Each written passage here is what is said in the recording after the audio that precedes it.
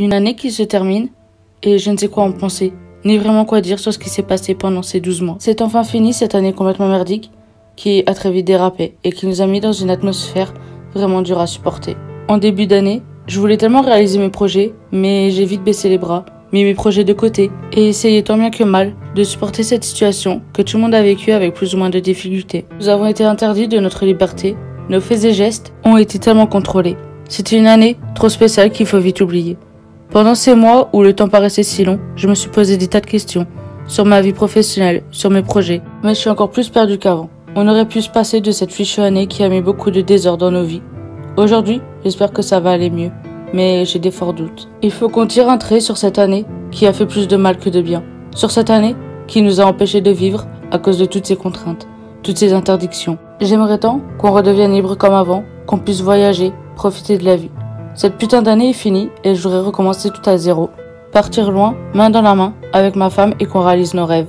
Qu'on parcourt les kilomètres les uns après les autres. Qu'on soit libre de tout, sans vérifier si ce que l'on veut faire, où l'on veut aller, n'est pas interdit. Je m'étais promis de terminer la plupart de mes projets avant la fin de l'année. Mais tout a été mis à contribution à cause de cette maladie appelée la Covid-19.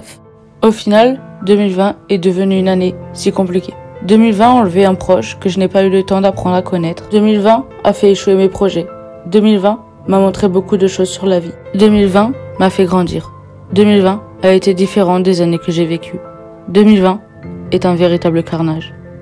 2020 était censée être une année comme les autres, mais elle a bien caché son jeu.